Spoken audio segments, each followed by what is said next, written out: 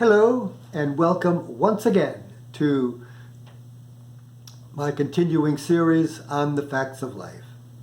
We're up to episode 9 already, many more to go and lots of stuff to talk about. But today I want to focus again on the Founding Fathers and what they believed and what their principles were in establishing our republican form of government, our great democracy. You'll find as we go through this that the liberal way of looking at things these days varies greatly from the principles and ideals that were held by our founders when they established this wonderful form of governance, a democratic republic.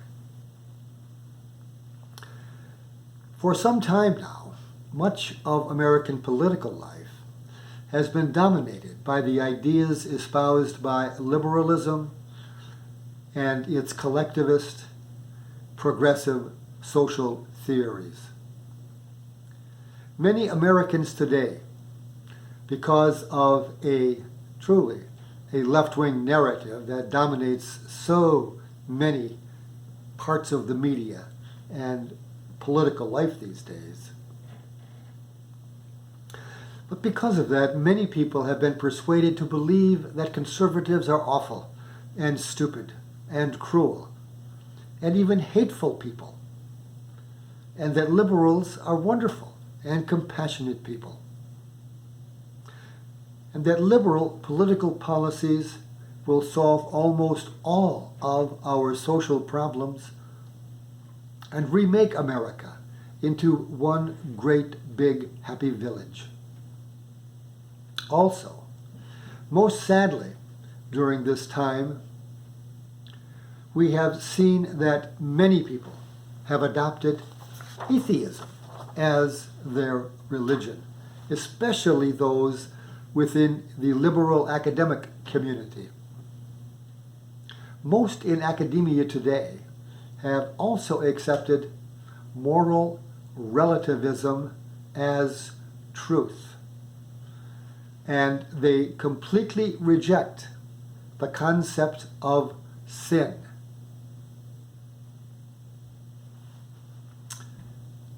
If they succeed in instilling their ideas into the public mind, spiritual awareness, character development, and moral improvement, and the happiness that awareness and improvement create in us, as well as all of the heroic aspects of life, will be snatched away from us. We must not let this happen. For guidance out of liberal wastelands of falsehood and destructive political theory, let us turn back to the principles that America's founders based our government on. Let us turn once again for solutions to what ails and vexes us as a nation, to the ideas and philosophies of the brilliant men who crafted the Declaration of Independence and the U.S. Constitution, and established the American way of governance. The Founding Fathers shook the entire world when they proclaimed for happiness and individual personal liberty. They said that people had God-given freedoms to choose, that God-given human rights were universal, and that government's main objective was to protect those freedoms and rights from both internal and external forces. America would guarantee to its people the right to pursue their own happiness and gain prosperity and success regardless of the circumstances of their birth. Unfortunately, this simple but brilliant concept has almost been lost in America's relentless march towards bigger, more powerful, and more intrusive government. Many now even support big government and believe that our government was established to provide their sustenance for them. Truly, sad state of affairs for them. These brilliant men understood the frailties and foibles of the human condition. They strongly believed that the power of conscience, the building of good character, and the exercise of personal will and moral rectitude would overcome and master the innate frailties inherent in the human condition. They knew that people such as this would build and sustain a great and glorious nation. As such, they insisted on promoting and protecting sound moral standards and promoting character development within the citizenry.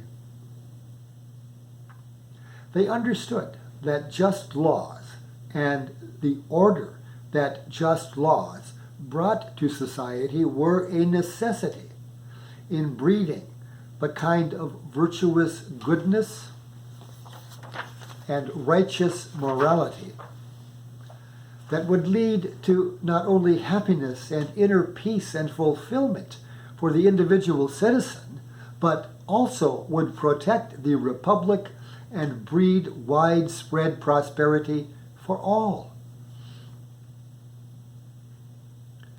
Moral people, and we Americans have always been a deeply moral people, have and always are incentivized and motivated by the liberty to improve their lot in life and succeed according to their labor and merit.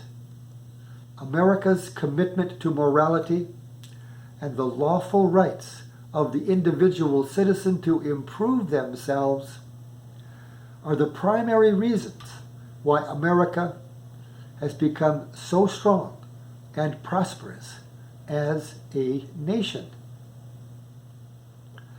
Stating that the Constitution, as brilliant a document as it is, would only work in a moral society, John Adams said, "Our Constitution is made for a moral society and a religious people. It is wholly inadequate for the governance of any other." George Washington said, "Of all the dispositions and habits that lead to political prosperity, religion and morality are indispensable supports." James Madison said, "We have staked the whole future of American civilization, not on the power of government. Far from it. We have staked our future upon the capacity of each of us to govern ourselves, to control ourselves, to sustain ourselves according to the 10 Commandments of God." Our founders understood and readily accepted the fact that any truly free and peaceful nation must be guided by the wisdom, traditions of humanity and employ the empirical, historical evidence of what has worked best in building a happy society of equals. They knew we had to acknowledge the eternal spiritual truths that have been revealed to us by our prophets and sages. In doing so, we would give America its best chance to be successful in ensuring the happiness of its citizens. Our founders recognized the critical importance of freedom of speech to sustain our country and protect us from the ravages of tyranny. The ability to express your opinions and freely defend your ideas was to be held as sacred.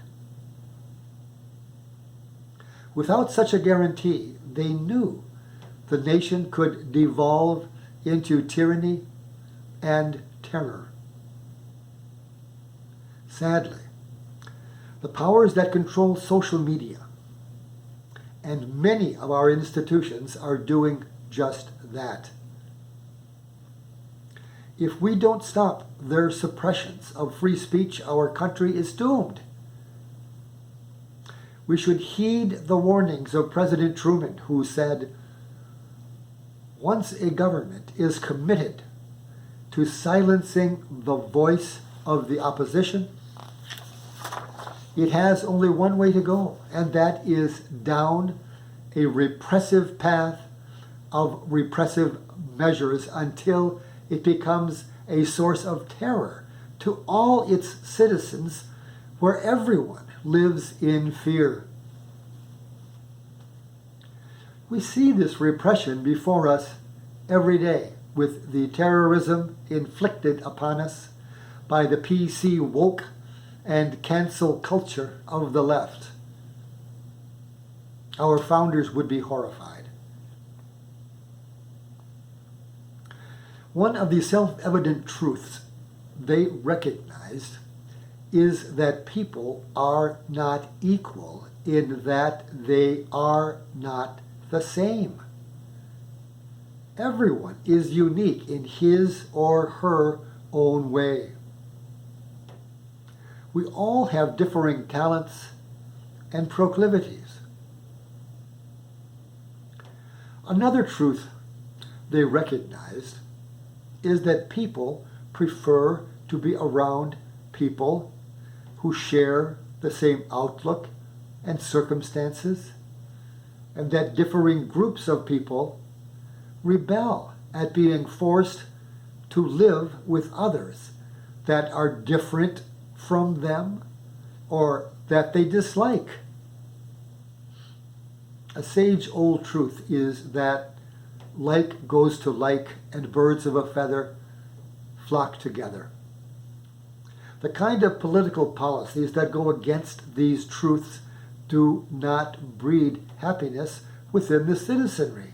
They breed victimhood, grudges, jealousies, which often result in disorder, violence, and a desire among the aggrieved for vengeance and reparations. Our founders believed that various different groups of people should be allowed the liberty to live as freely as possible amongst themselves and associate with those that they preferred to be with. To this and other laudable ends, they established the right of freedom of association. Our founders sought to protect the primacy of individual rights and to give as much power as possible to the people. Everyone would be allowed to make their own decisions about who they wanted to be with and how they wanted to conduct their lives. In order to perpetuate personal liberty, they placed constraints on federal power and ceded vast governing powers to state and local control as much as was practicable. They placed constitutional limits on the powers of the federal government in order to prevent intrusions into personal liberty and local control by a too powerful, centralized national government. This was done not only to protect the rights and fruits of individual free will choice, but was also done to ensure that the local customs and conventions that governed citizen behaviors and the laws that government was tasked with creating and enforcing would reflect the diverse interests and cultures of the differing groups of people that comprised our great nation. They wanted as much local control as possible. They wanted as much personal empowerment and individual liberty as possible. Unfortunately, in our current, more federalized and overly centralized system, nearly all of the influential laws and regulations that govern our lives are now created by a relatively small cadre of elites in Washington. These people often don't know, don't care, or don't understand the unique challenges facing the differing and various groups and associations that comprise our local communities. It's no surprise, then, that so many of us feel as though many of our liberties have been snatched away from us and that America is on the wrong track. We want the government to stop intruding into our lives so damn much. Want to go back to more personal liberty and more personal accountability and more local control. We want to get back to the revered eternal truths upon which our founders based this nation. To get us back on the right track, we Americans need once again to recognize and respect the rights and liberties of free association and free will choice. We need to remember that differing classes, groups, and divisions of people rightly do exist, that they always will, and that families and local communities usually know best how to solve their own problems. We need to allow our local communities and neighborhoods to live under laws and societal controls that are consistent with their own particular beliefs and cultures, while at the same time demanding that our local governments and all of our citizens honor our great American values, our constitutional rights, and the rights endowed to all of humanity by our great, grand, mystical Creator, God Almighty. Well, that's quite a lot for today. The longest episode so far.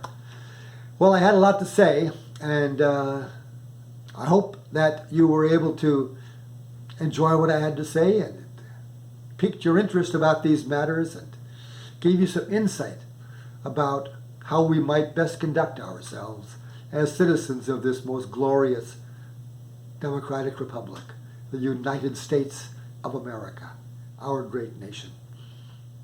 Well, goodbye for now. Until next time, I'm signing off.